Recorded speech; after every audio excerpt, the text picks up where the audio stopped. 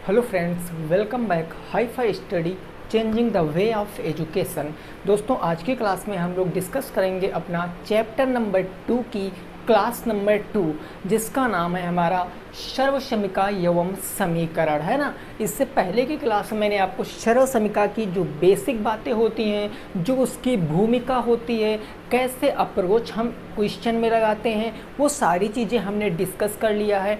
पहले आज हम बताएंगे आपको कि समीकरण क्या होता है, समीकरण कितने प्रकार के होते हैं, उसके बाद हम इसके ऊपर क्वेश्चन भी आपको करवाएंगे, है ना। तो अंत तक बने रहना। याद रखना, ये क्लासें अगर आपने ले लिया मेरे भाई, तो आप एग्ज़ाम में 25/25 स्कोर करके आओगे। ये आप लिखित तौर पे ले लीजिए या ऐसे ही मान लीजिए। शुरुआत करेंगे, लेकिन उससे पहले आप क्लास को एक बार अपने मित्रों के संग जरूर शेयर कीजिए। नए हो तो सब्सक्राइब कर लीजिए और जब पसंद आएगी तब वीडियो को लाइक कर देना। आओ फिर शुरुआत करते हैं। सबसे पहले हम देखते हैं कि समीकरण होता क्या है।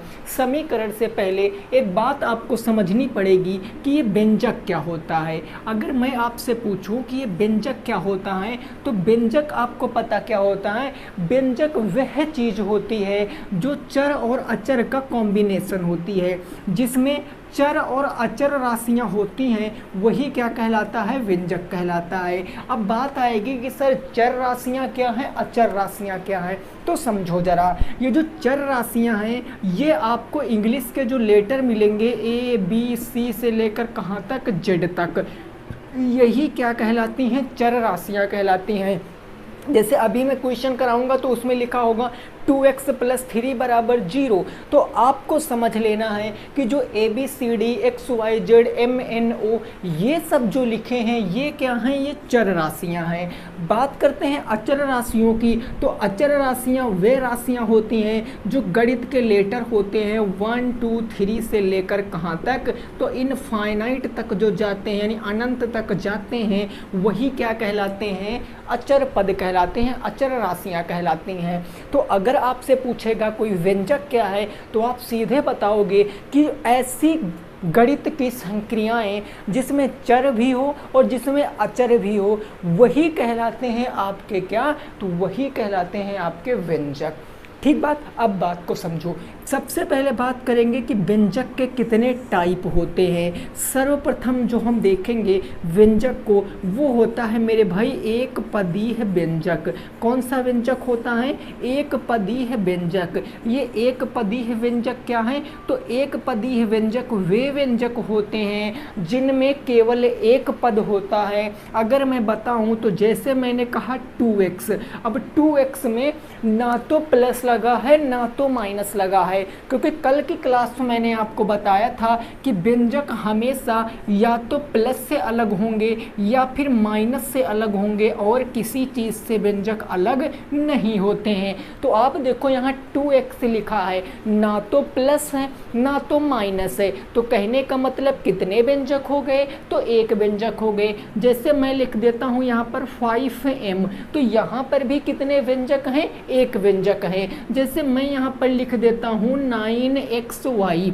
यहाँ पर कितने व्यंजक हैं, एक व्यंजक है। कहने का इतना सा मतलब है कि जब तक प्लस माइनस नहीं मिलेगा तब तक आप व्यंजक को विच्छेदित नहीं कर सकते हो, व्यंजक का पृथक्करण नहीं कर सकते हो। ठीक है, ओके।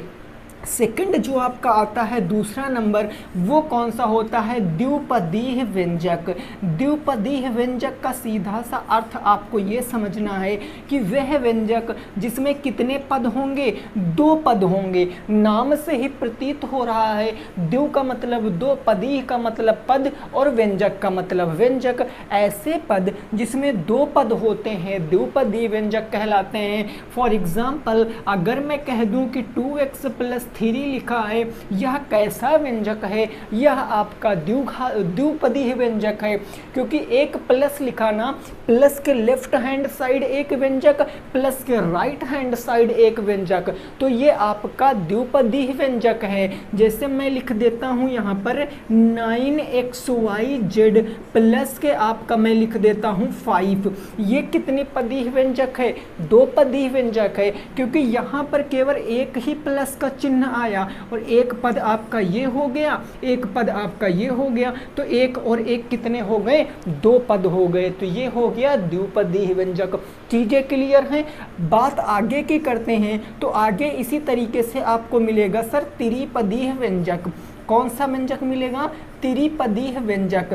त्रिपदी व्यंजक क्या होता है, तो त्रिपदी व्यंजक जैसे आपका एक पदी होता है, जैसे आपका द्विपदी होता है, ठीक उसी भांति आपका त्रिपदी व्यंजक होता। मतलब त्रि का मतलब 3, पदी का मतलब पद होंगे, उस व्यंजक में 3 पद होंगे। तो अब मैं यहाँ पर बना दूं, जैसे मैंने लिखा 2x + 3 माइनस के मैं यहाँ पर क्या लिख देता हूँ, माइनस के y लिख देता हूँ। तो ये कितने पदी व्यंजक हैं, ये आपके देखो 3 पदी व्यंजक हैं, क्योंकि प्लस लगा तो ये 1 हो गया, ये 2 हो गया, फिर माइनस ये 3 हो गया, तो कितने पदी व्यंजक हो गए, 3 पदी व्यंजक हो गए। ऐसे आप कितने भी एग्जाम्पल बना सकते हो। ये बात मैंने क्यों बताई, ये बात मैंने इसलिए बताई क्योंकि बहुविकल्पी में क्वेश्चन आएगा, एक क्वेश्चन दे देगा और आपसे बताएगा कि निम्न में यह किस प्रकार का व्यंजक है। ऑप्शन देगा एक पदी व्यंजक, द्विपदी व्यंजक, त्रिपदी व्यंजक या फिर चतुर्थपदी व्यंजक। अब आगे चतुर्थपदी जाएंगे तो उसमें 4 पद हो जाएंगे, पंचपदी जाएंगे तो 5 पद हो जाएंगे। यानी कहने का मतलब प्रकृति जो है, जो बेस है, वो ये कहता है कि जितने पद होंगे, पद हमेशा प्लस माइनस से अलग होंगे, जितने पद उतने पदी व्यंजक। डन बात हो गई, कोई दिक्कत नहीं है, समझ गए हो। तो ये आपकी क्या थी, व्यंजक की बातें थी। अगर व्यंजक समझ में आया है तभी समीकरण समझ पाओगे, अदरवाइज नहीं समझ पाओगे। ठीक है ना सर। आइए अब आगे की हम इसमें बात करेंगे और आगे की चीज़ों को आपको हम बताने की कोशिश करेंगे। ठीक है ना, इतना आप एक बार इसको चाहो तो एक बार नोट कर सकते हो। ठीक है जी, चलिए अब मैं आगे की जानकारी आपको इसमें देता हूँ। व्यंजक आपकी समझ में आ गए होंगे। देखो अब समीकरण की बात करते हैं, तो समीकरण क्या होता है, समीकरण में बात को समझो। अगर मैं आपसे बात करता हूँ कि समीकरण, ये देखो जरा समीकरण, तो समीकरण में देखो 2 चीज़ें मैंडेटरी होती हैं। कौन कौन सी 2 चीज़ें, तो समीकरण में क्या क्या आपका होगा, समीकरण में LHS होगा। LHS का मतलब लेफ्ट हैंड साइड, यानी बाईं तरफ कुछ होगा और बीच में बराबर का चिन्ह लगा होगा और राइट हैंड साइड कुछ होगा। यानी मैं कह देता हूँ तो ये लेफ्ट हैंड साइड होगा और राइट हैंड साइड कुछ होगा, बीच में बराबर का चिन्ह लगा हुआ होगा। अगर इस कंडीशन में कोई चीज़ आपको दिख रही है तो बस समझ जाना वो क्या है, वो समीकरण है। समझे, लेफ्ट हैंड साइड कुछ राइट हैंड साइड और बीच में क्या हो जाएगा, बराबर का चिन्ह हो जाएगा। ठीक है। अब समीकरण आपके कई प्रकार के होते हैं, समीकरण आपके कई प्रकार के होते हैं समीकरण आपके कई प्रकार के होते हैं। कौन कौन से, सबसे पहले हम बात कर लें एक घाती, या हम जिसको बोलते हैं रैखिक समीकरण, जिसको क्या बोलते हैं, रैखिक समीकरण। इसका नाम है रैखिक समीकरण। ये रैखिक समीकरण क्या होता है, तो वे समीकरण जिनकी चर की, जो चर होगा ना, उस चर की जो हाईएस्ट पावर होगी, जो उच्चतम घात होगी, वो कितनी होगी सर, उच्चतम घात 1 होगी। यानी मैं कहूँ ऐसा समीकरण जिसमें चर की उच्चतम घात कितनी हो, 1 हो। उच्चतम का मतलब हाईएस्ट पावर, वो 1 होनी चाहिए। अगर मैं एग्जाम्पल आपको दूं इसका कि सर एग्जाम्पल क्या होगा, तो जैसे मैंने कहा मेरे भाई 2x + 3 बराबर, मैंने कहा यहाँ पर लिखा है 7। तो ये किस प्रकार का समीकरण है, ये आपका रैखिक समीकरण है। कैसे आपने समझा रैखिक समीकरण है, देखो अगर मैं बात करूं तो यहाँ देखो ये लेफ्ट हैंड साइड हो गया, ये राइट हैंड साइड हो गया, बीच में इक्वल का चिन्ह लगा है, तो left hand side, right hand side, बीच में इक्वल का चिन्ह, मतलब ये समीकरण की सारी टर्म एंड कंडीशन फॉलो करता है। अब बात आएगी सर किस टाइप का है। तो आप देखो चर राशि क्या है, x है, और x की पावर कुछ भी नहीं लगी है। किसी भी चर की अगर पावर कुछ भी नहीं लगी हुई होती है तो हम उसकी पावर हमेशा एक कंसीडर करके चलते हैं। तो यहाँ पर x की सबसे हाईएस्ट पावर कितनी है, 1 है। तो 1 है ना, तो उच्चतम घात अगर 1 हो गई तो वो कैसा समीकरण, वो रैखिक समीकरण हो जाएगा। जैसे एग्जाम्पल के तौर पे मैं एक और समीकरण लिख दूं, मैंने कहा 3y प्लस में आपका 9 इज इक्वल टू 10, तो ये कैसा समीकरण हो जाएगा, ये भी आपका रैखिक समीकरण हो जाएगा। क्योंकि यहाँ पर देख लो, यहाँ पर y की उच्चतम घात क्या है, तो y की उच्चतम घात 1 है, और y आपका एक चर राशि है। तो चर की अगर उच्चतम घात 1 है तो वो क्या कहलाएगा, रैखिक समीकरण कहलाएगा। क्या इतनी चीज डन हो गई है। आइए जी, रैखिक समीकरण के बाद हम बात करते हैं, वो होता है द्विघात समीकरण। क्या होता है सर, द्विघात समीकरण। और ये समीकरण आपके लिए बहुत ज़रूरी बनता है। आपके सिलेबस में केवल रैखिक समीकरण पढ़ना है, आपको द्विघात समीकरण पढ़ना है, बाकी आपको ज़्यादा नहीं पढ़ना है। द्विघात समीकरण क्या होता है, द्वि का मतलब दो, घात का मतलब घात यानी पावर। ऐसा समीकरण जिसमें चर की जो हाईएस्ट पावर है, जो उच्चतम घात है वो कितनी हो, ऐसा समीकरण जिसमें चर की उच्चतम घात कितनी हो, तो 2 हो जाएगी। यहाँ पर उच्चतम घात 1 थी लेकिन द्विघात में उच्चतम घात 2 हो जाएगी। अगर मैं एग्जाम्पल देकर आपको समझाऊंगा तो मैंने आपसे कहा कि 2x² प्लस में 3 बराबर के मैंने कहा कि 9 है। तो ये कैसा समीकरण है, ये द्विघात समीकरण है। क्योंकि यहाँ पर देखो x ये आपका चर है ना, और चर की उच्चतम घात कितनी है, 2 है। तो चर की उच्चतम घात अगर 2 है तो वो कैसा समीकरण है, द्विघात समीकरण है। ऐसे करके आप कई एग्जाम्पल खुद से क्रिएट कर सकते हो। बस आपको भूमिका ये समझनी है कि व्यंजक और समीकरण में डिफरेंस क्या है, अंतर क्या है। व्यंजक आप देख रहे थे तो उसमें इक्वल का चिन्ह, लेफ्ट और राइट हैंड साइड ज़्यादा चीज़ें नहीं थी, वो आपके सेम सजाती हो जाते थे, विजाती हो जाते थे। वो बातें मैं क्वेश्चन के अकॉर्डिंग आपको बताऊंगा। लेकिन यहाँ जो समझने वाली बात है वो इतनी है कि समीकरण उच्चतम घात 1 होगी तो रैखिक समीकरण, अगर उच्चतम घात चर की 2 होगी तो वो द्विघात समीकरण हो जाएंगे। ठीक है ना। ऐसे आपका त्रिघात समीकरण भी आप बना सकते हो। ऐसे आप कौन सा समीकरण बना सकते हो सर, त्रिघात समीकरण बना सकते हो। कौन सा समीकरण बना सकते हो, त्रिघात समीकरण। अब ये त्रिघात समीकरण क्या होगा, त्रि का मतलब 3, घात का मतलब पावर। तो जिसकी चर की उच्चतम पावर कितनी हो, 3 हो, वो आपका त्रिघात समीकरण। मतलब ऐसा समीकरण जिसमें चर की उच्चतम घात कितनी हो मेरे भाई, तो उच्चतम घात आप कहोगे कि दोस्त 3 होनी चाहिए। अगर उच्चतम घात 3 है तो त्रिघात समीकरण। अब सुनो 2019 का आया हुआ प्रश्न। 2019 में बहुविकल्पी में एक प्रश्न आया। प्रश्न ये था कि a की पावर ऐसे लिखा था क्वेश्चन कुछ इस प्रकार था, 5x की पावर n प्लस में कह दिया 2x की पावर आपका कह दिया 4 है ना, और बराबर के कह दिया 9। आपसे पूछ लिया कि यह किस प्रकार का समीकरण है। आपको ऑप्शन दे दिया गया, एक घाती समीकरण, द्विघाती समीकरण, 3 घाती समीकरण, चतुर्थ घाती समीकरण। ऐसे करके आपको 4 ऑप्शन दे दिए। तो कौन सा ऑप्शन टिक करोगे।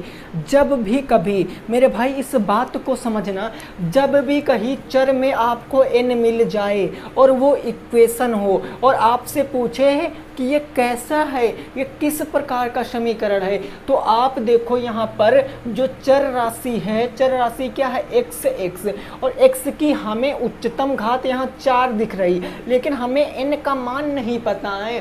n का मान 4 से बड़ा भी हो सकता है, n का मान 4 से छोटा भी हो सकता है। तो हम डायरेक्ट टिक करेंगे कि n जो चर है, चर की उच्चतम घात कितनी है, n है। अर्थात यह कौन सा व्यंजक हो जाएगा, ये n घातीय व्यंजक हो हो जाएगा। कौन सा समीकरण हो जाएगा मेरे भाई? n घातीय समीकरण हो जाएगा। क्या बात आप हमारी समझ पाए? अगर ऐसा क्वेश्चन आएगा इन फ्यूचर तो आप कर पाओगे? बोलो जरा, अगर ऐसा क्वेश्चन आएगा इन फ्यूचर तो आप सॉल्व करने के लिए रेडी हो या नहीं हो? जरा आप हमें बताने की कोशिश करो। समझ में आ गया? तो रैखिक समीकरण क्या है, द्विघात समीकरण क्या है, त्रिघात समीकरण है, सबको मैंने बता दिया। अब मैं आपको क्वेश्चन से एक एक करके चीज़ों को समझाने का प्रयास करता हूँ, ठीक है ना? ये चीज़ आपकी समझ में आ गई होगी। अब देखो क्वेश्चन क्या है उसके अकॉर्डिंग मैं आपको चीज़ें समझाऊंगा, और ये बात अगर समझ में आई है तो अब देखो आप क्वेश्चन को कैसे फटाफट तरीके से सॉल्व करोगे, ठीक है ना? बस अभी जो बेसिक चीज़ें थी वो मैंने आपको बता दिया, जो नई चीज़ है वो मैं आपको क्वेश्चन के थ्रू बताऊँगा, ठीक है ना? क्वेश्चन मैंने अगर पहला एग्जाम्पल है, अभी मैं मैंने क्वेश्चन बुक रख रखी है, बुक अभी नहीं, 2-3 एग्जाम्पल सॉल्व कर ले फिर बुक पर आते हैं ना। एग्जाम्पल अगर मैंने आपसे कहा, मैंने कहा 2x प्लस में 9 इज इक्वल टू, हमने कहा 19 में, या हम डायरेक्ट इसको कह दें को हल करो। इसको मैंने कहा कि इसको हल करो, तो आप कैसे हल करोगे? जब भी कभी आपका ऐसा प्रश्न आएगा, जब भी कभी ऐसा प्रश्न आएगा तो आप हमेशा समझ जाना कि इन टाइप के प्रश्नों में हमें कुछ नहीं करना होता है, हमें चर राशि का मान निकालना होता है। हमें चर का क्या निकालना होता है? मान, वैल्यू, केवल चर की वैल्यू फाइंड आउट करनी होती है। यहाँ चर राशि क्या है? x है, यानी इसी x का मान हमें निकालना है, यही ना? आइए निकालते हैं x का मान क्या होगा। अगर मैं बात करूं तो 2x, अब हमें x का मान निकालना है। x का मान x के साथ क्या सटा है? 2 सटा है।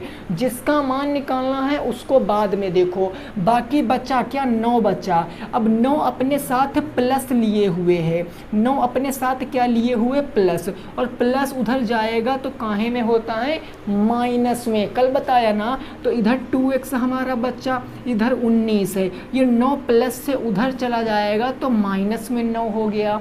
यानी ये 2x बराबर कितना आ गया? तो 19 में से अगर 9 घटा देंगे तो 10 आ गया, ठीक है? अब मेरी बात को बहुत ही प्रेम से समझना है।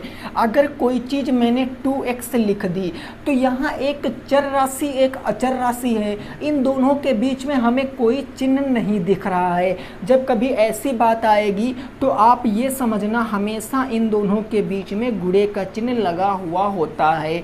कोई भी चर राशि हो और कोई भी अचर राशि हो, बिना किसी चिन्ह के अगर रिप्रेजेंट की गई है तो आप समझ जाना कि उनके बीच में मल्टीप्लाई का चिन्ह लगा हुआ है। अगर दो चर राशियां ही हैं, suppose that X Y Z ऐसे लिखा है, तो इसका मतलब एक्स वाई जेड जो लिखा है वो कुछ इस तरीके से लिखा है, एक्स गुणे वाई गुणे जेड। चर राशियां हैं, कितने भी हैं, बिना किसी सिंबल के प्रदर्शित की गई हैं, तो उनके बीच में आप मल्टीप्लाई का चिन्ह मानते हो। बहुत बेसिक सी बात है, लेकिन मैंने आपको बेसिक से ही पढ़ाने का पूरा जिम्मा उठा लिया है, तो मैं बेसिक से ही पढ़ाऊँगा, ठीक है ना? जिनको आता है वो थोड़ा सा पेशेंस रखेंगे, हर लेवल का क्वेश्चन कराऊंगा। अब अगर मैं बात करूं तो इसको मैं 2 गुणे x भी लिख सकता हूं, बराबर उधर 10 है। अब हमें x का मान चाहिए तो 2 गुणे में उधर चला जाएगा 2 बट्टे में, यानी x बराबर 10 बट्टे कितना आ जाएगा? 2 आ जाएगा। 2 से काट देंगे तो x का मान कितना आ जाएगा? 5 आ जाएगा।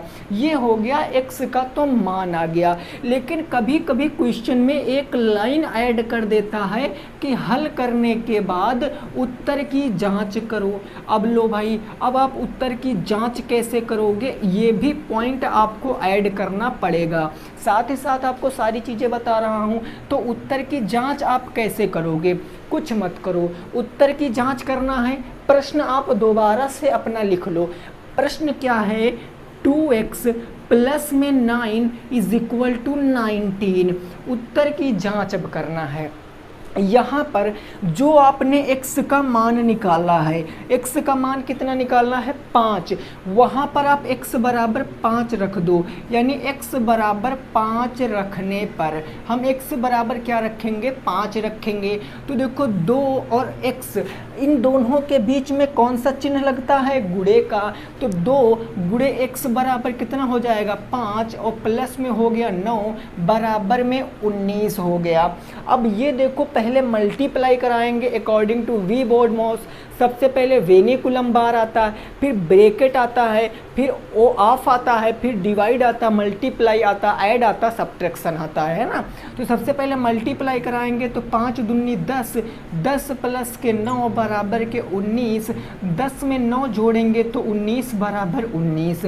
जब भी कभी उत्तर की जांच में आपका left hand side right hand side के बराबर आए ना, तो आप 100% नहीं, आप 1000% श्योर हो जाना कि जो हमारा आंसर आया वो बिल्कुल सही आया। ये चीज़ आपको समझ में आई भाई? कितने लोगों को समझ में आया पहला क्वेश्चन? आप हमें कमेंट करके बताओ कितने लोगों को पहला क्वेश्चन समझ में आ गया है। x का मान आया 5, उत्तर की जांच करने को कहेगा तो हम कर देंगे उत्तर की जांच। ठीक है सर, डन हो गया। आओ अगला हम देखते हैं, अगला एग्जाम्पल क्या है ज़रा उसको समझाने की मैं कोशिश करता हूं, और साथ ही साथ आपको मेरे भाई चीज़ों को सॉल्व करना है। हाथ पे हाथ रख के नहीं बैठना है कि मैं सारा कुछ बताऊंगा, नहीं। मैथ पढ़ते समय आपके पास आपकी नोटबुक और आपका पेन अवश्य ही होना चाहिए, ठीक है ना। नेक्स्ट एग्जाम्पल मैं आपको दे रहा हूँ, देखते हैं कितने लोग सॉल्व करते हैं। जैसे मैंने कहा कि 3/2 plus x is equal to 9/2 को हल करो। इसको हल करना है तो आप कैसे हल करोगे भाई? कितने लोग इस क्वेश्चन को हल कर सकते हैं? कुछ मत करो, चाहे डेसिमल आए, चाहे आपका रेशनल नंबर आए, कुछ भी आए, कॉन्सेप्ट हमारा वही रहेगा। हमने बताया अगर ऐसे प्रश्न आ जाएंगे तो हमेशा किस चीज़ का मान निकालना है, हमें चर राशि का मान निकालना। चर राशि x है ना, तो इस 3/2 की हमें इस तरफ कोई ज़रूरत नहीं है, इसको उधर भेजेंगे। और 3/2 चूँकि प्लस में है, माइनस होता तो यहाँ लगा के देता, यहाँ कोई चिन्ह नहीं मतलब प्लस में, और प्लस उधर जाएगा तो माइनस में हो जाएगा। यानी x इज इक्वल टू ये 9/2 हो गया, और ये 3/2 इधर गया, माइनस के 3/2 हो गया। ठीक है, अब x का मान निकालेंगे। चूँकि हर यहाँ बराबर हैं तो हम एक हर ले लेंगे 2, ऊपर हमारा 9 में से कितना जाएगा 3 चला जाएगा, यानी x बराबर 9 में से 3 जाएगा तो 6/2 काटेंगे तो कितना आएगा 3 आएगा। x की वैल्यू कितनी आ गई 3 आ गई, x की वैल्यू कितनी आ गई 3 आ गई। अब आपसे क्वेश्चन कहेगा कि उत्तर की जांच करो, तो हम फटाफट उत्तर की जांच भी कर लेते हैं ना, फिर क्वेश्चन पर पहुंचते हैं। अगर उत्तर की जांच करने के लिए कहेगा तो कैसे करेंगे? सर्वप्रथम हम क्वेश्चन को लिखेंगे।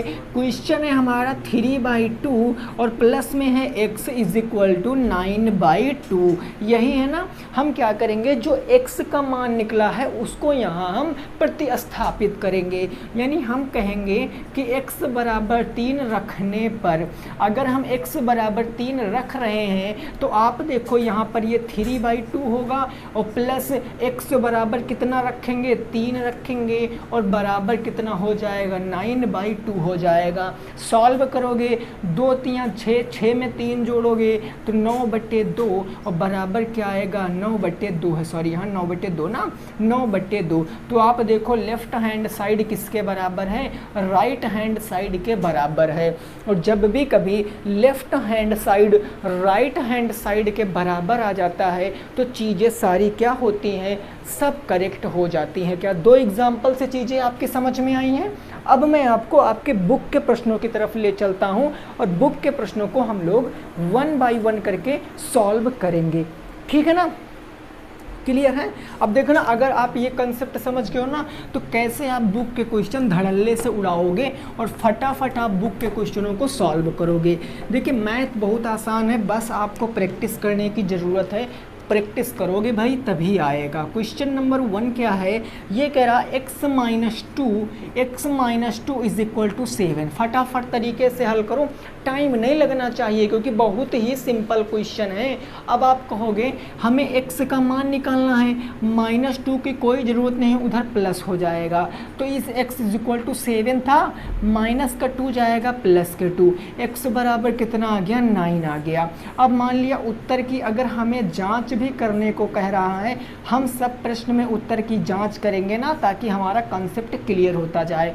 तो हम उत्तर की जांच के लिए पहले प्रश्न को रखेंगे। तो x minus 2 is equal to 7। अब यहाँ x बराबर कितना रखना है, 9 रखने पर अगर मैं x बराबर 9 रखूँगा तो आप देखो 9 माइनस के 2 बराबर के 7 और 7 बराबर के 7 यानी लेफ्ट हैंड साइड किसके बराबर है, राइट हैंड साइड के। क्वेश्चन नंबर 2 देखेंगे क्या कह रहा है। तो क्वेश्चन नंबर 2 है y प्लस 3 बराबर 10, y प्लस 3 बराबर 10। ये सारे बुक के क्वेश्चन है। देखो बुक कितनी आसान क्वेश्चन देती है, सारे आसान है ना। तो अब यहाँ से हम y का मान निकालेंगे तो ये प्लस 3 उधर जाएगा, माइनस में 3 यानी 10 माइनस में क्या, ओ सॉरी हाँ सही तो है, 10 और माइनस में क्या हो जाएगा 3, यानी y बराबर कितना आएगा 7 आएगा। अब उत्तर की जांच हम फटाफट तरीके से करेंगे, है ना भाई। जब उत्तर की जांच करने जाएंगे तो सर्वप्रथम प्रश्न लिखेंगे y प्लस 3 बराबर 10 और y बराबर कितना रखेंगे 10 रखने पर।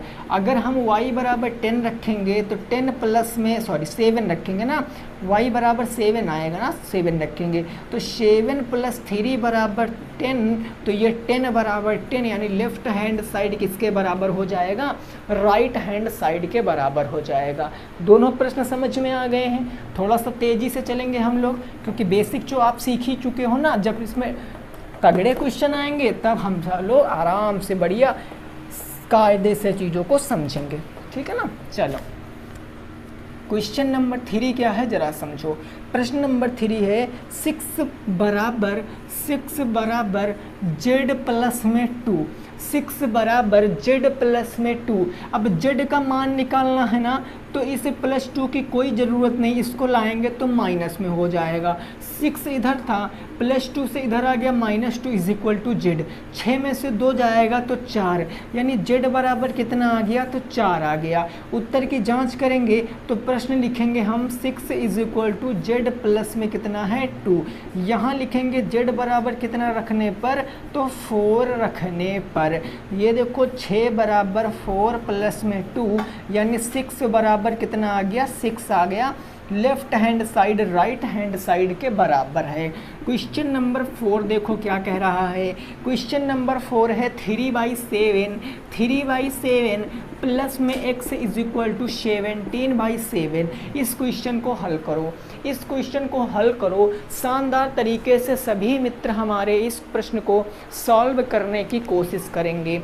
कैसे सॉल्व करेंगे सर, हमने देखा एक चर है यानी इसी का मान निकालना, तो 3/7 की हमें कोई आवश्यकता नहीं। यह प्लस में उधर जाएगा तो माइनस में, यानी x इज इक्वल टू क्या हो गया 17/7 और 3/7 ये प्लस से उधर जाएगा तो माइनस में हो गया। यानी अब आप कहोगे सर हर बराबर है, एक हर ले लेते हैं। 17 माइनस के 3 x बराबर, अगर 17 से 3 जाएगा तो 14 और डिवाइडेड बाई 7 कट जा रहा है तो काट देंगे, यानी x बराबर कितना आ गया 2 आ गया। अब अगर यहीं हम उत्तर की जांच करेंगे तो प्रश्न लिखते हैं 3/7 प्लस में x इज इक्वल टू 17/7 और यहाँ हम x बराबर कितना रखेंगे 2 रखेंगे, यानी x बराबर क्या लिख सकते हैं हम लिख सकते हैं कि x बराबर 2 रखने पर यहाँ देखो 3/7 और प्लस में 2 इज इक्वल टू 17/7। 7 दूनी 14, 14 में 3 जोड़ेंगे तो 17/7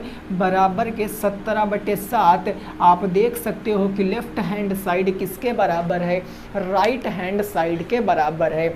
ये सारे क्वेश्चन अब मैं जो करा रहा हूँ ना, ये आपके बुक्स के क्वेश्चन हैं। बुक्स का मतलब एक से अधिक बुक्स के क्वेश्चन है, क्योंकि एक पब्लिकेशन तो चलती नहीं, अलग अलग जगह पर अलग अलग प्रकाशन की बुक चलती हैं। तो लगभग मैंने सारे प्रकाशनों की जितने हमारे पास अवेलेबल हैं उनसे मैंने क्वेश्चन लेने की कोशिश की है, ठीक है ना। तो चीज़ें समझ गए, चलिए आगे पहुंचते हैं अगले प्रश्न पे। प्रश्न संख्या 5 को देखेंगे और उसको सॉल्व करने की कोशिश करेंगे, क्वेश्चन नंबर 5 को। देखो वीडियो को अभी आपने शेयर नहीं किया है तो अपने मित्रों के संग ज़रूर शेयर करें वीडियो को, ताकि उनको भी पता चले, और आपका 100% 25/25 लेकर आना है, ये बात तय है बिल्कुल। तो क्वेश्चन नंबर 5 क्या है उस बात को ज़रा समझिए। ये प्रश्न है आपका कुछ इस तरीके से है कि 2x/3 इज इक्वल टू 18 हल करके उत्तर की जांच करो। इस प्रश्न को हल करके उत्तर की जांच करो मेरे भाई, जल्दी से बता दो क्या आएगा उत्तर, जल्दी से बताइए क्या आएगा इस प्रश्न का सही जवाब। अब मैं आपसे कहता हूँ, मैं आपसे ये कहता हूँ कि ये 3 जो है भाई, देखो हमें x का मान निकालना है, तो x के साथ क्या लगा है, 2x लगा है, हमने इसको रोक लिया।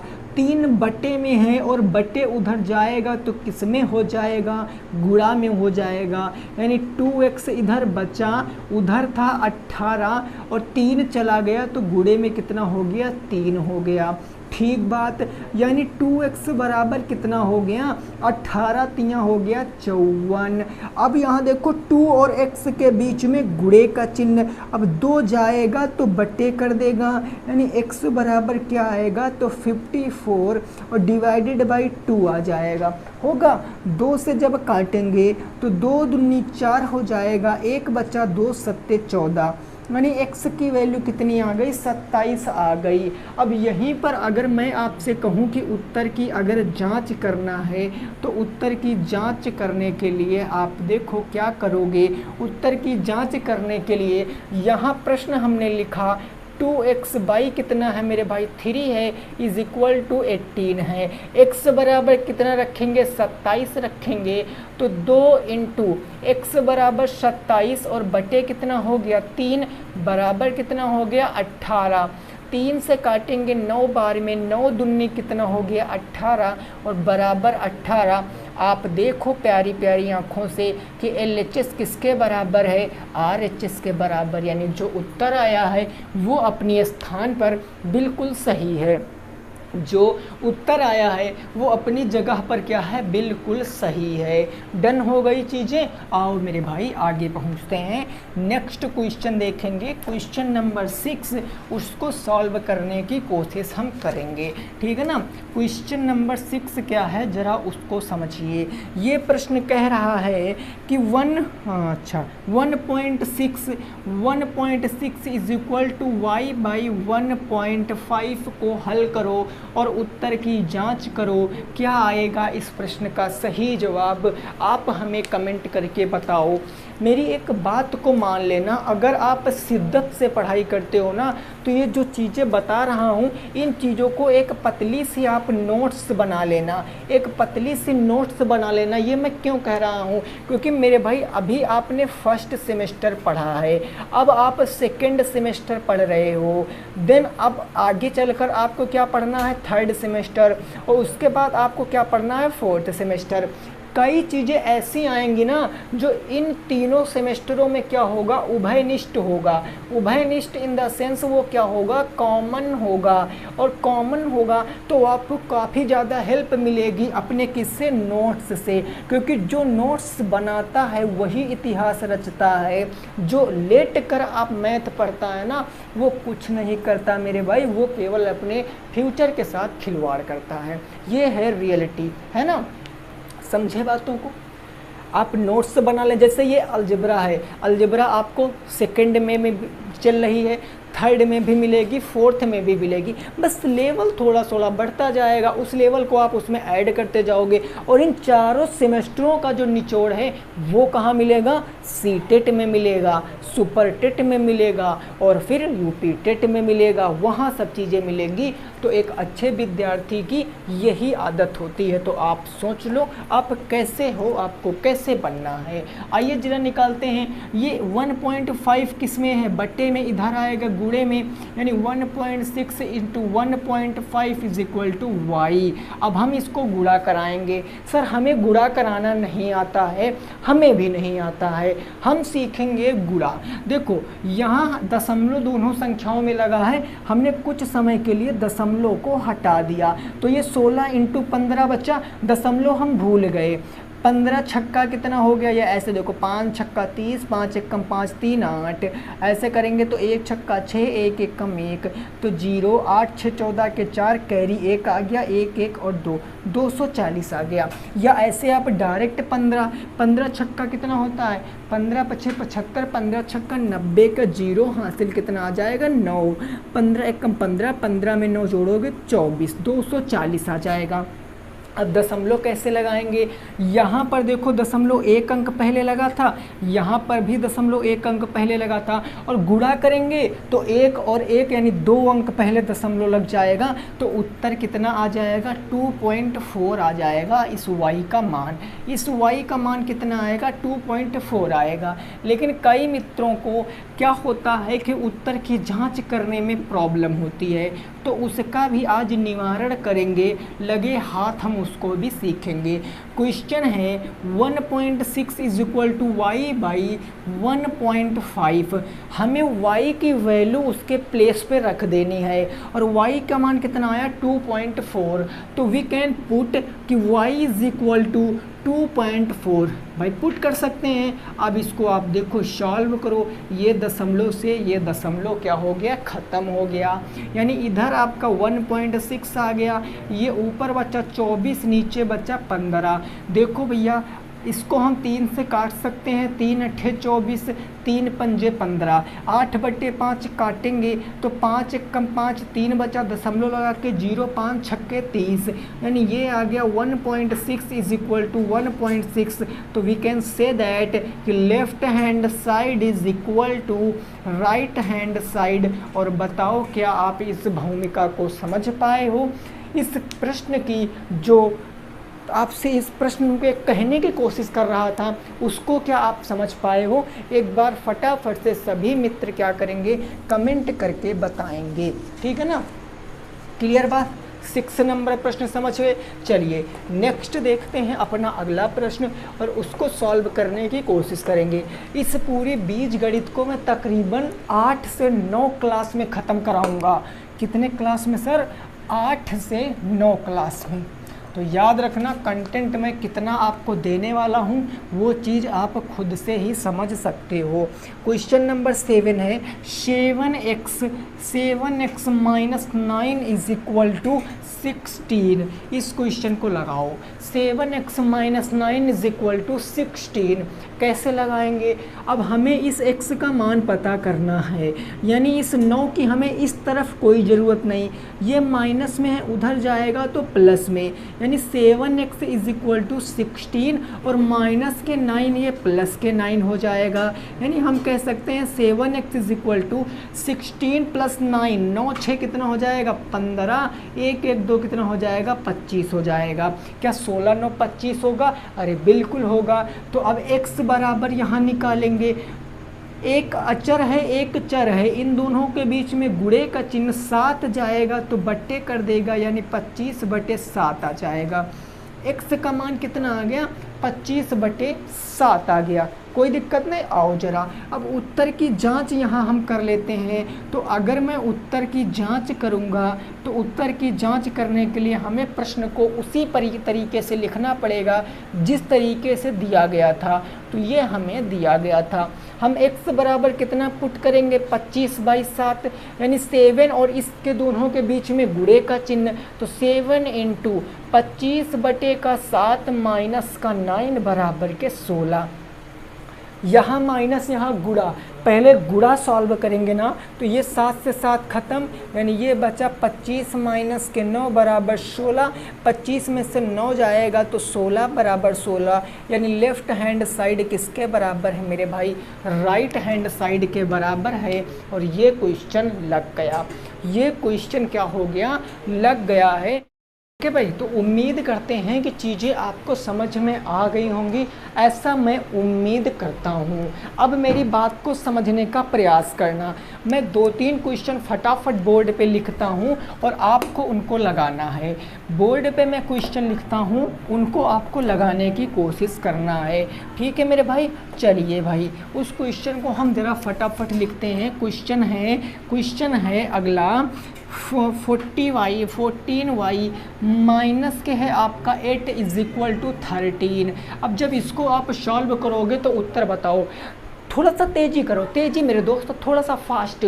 कैसे, इस y की हमें कोई ज़रूरत अभी नहीं है, यानी 8 जाएगा तो प्लस कर देगा, तो ये बच्चा 14y, ये होगा 13, 13 में 8 जोड़ेंगे तो 21 हो जाएगा, यानी कि 14y = क्या हो जाएगा, 7 3 10 1 11 यानी 21। y बराबर 14 बट्टे कर देगा, यानी 21/14, 7 3 21, 7 दूनी 14। पॉइंट में मत ले जाना अभी, क्योंकि हमें उत्तर की जांच भी करना है। तो y की वैल्यू कितनी आ गई, 3/2 आ गई। अब अगर उत्तर की जांच करेंगे तो आप देखो, प्रश्न को पहले उसी भांति लिखेंगे, 14y माइनस के 8 = 13, यानी y बराबर कितना रखेंगे, 3/2 रखेंगे। तो ये हो गया 3/2 माइनस का 8 = 13, माइनस बाद में जाएगा, पहले मल्टीप्लाई, 2 7 14, 7 3 21 माइनस के 8 = 13, 21 में से 8 जाएगा तो 13 बराबर किसके आ गया, 13 के आ गया। लेफ्ट हैंड साइड किसके बराबर है, राइट हैंड साइड के बराबर है। तो मित्रों बताओ, आज की क्लास आपको समझ में आई है कि नहीं आई है। देखो, जितना मैंने पहली क्लास में बताया था उसी हिसाब से मैं चीज़ें आपको पढ़ाऊंगा हमेशा। देखो, मेरा एक ही पर्पस है कि हर वो विद्यार्थी पढ़ सके जिसको मैथ नहीं आती, या जिसको मैथ में डर लगता है, या जिनका मैथ में 1 या 2 बार लगातार बैक लगता हुआ आ रहा है। अगर आपने ये 1.5 से 2 महीने की श्रृंखला जो मैं आपको पढ़ाऊंगा, अगर आपने रेगुलर पढ़ लिया ना, तो आप इस चीज़ से बिल्कुल निश्चित रह जाइए कि आपके सारे नंबर इसी क्लास से आएंगे और किसी क्लास से नहीं आएंगे। यहीं से आपके सारे एग्ज़ाम में क्वेश्चन फंसेंगे, ठीक है ना। बस आपको थोड़ा सा प्रयास करना पड़ेगा, हमारे साथ 40-45 मिनट की क्लास करना पड़ेगा, और 40 से 45 या 1 घंटा ही आपको खुद से मैथ की प्रैक्टिस करनी पड़ेगी। बस ऐसा कर लिए, मैथ के आप बेताज बादशाह बन जाओगे अपने लेवल पर। फिर ज़्यादा लेवल बढ़ाना पड़ेगा तो आपको थोड़ा ज़्यादा मेहनत करना पड़ेगा, है ना। जैसे जैसे आपको लेवल बढ़ाना पड़ेगा, आपको मेहनत का भी लेवल बढ़ाना पड़ेगा। तो इस बात को आप समझ लीजिए। जो भी चीज़ें हैं आपको लगता है नहीं समझ में आया, कमेंट करना। मिलेंगे कल की क्लास में, और कल की क्लास बहुत धांसू क्लास होगी, क्योंकि कल मैं आपको सर्वसमीका वाले क्वेश्चनों को कराऊंगा जिनको लगाने में बहुत ज़्यादा प्रॉब्लम होती है। चलिए, तो वीडियो को यहीं पर रोकेंगे, मिलेंगे आपसे नेक्स्ट क्लास में। सभी साथी रखेंगे अपना ख्याल। जय हिंद, जय भारत और वंदे मातरम।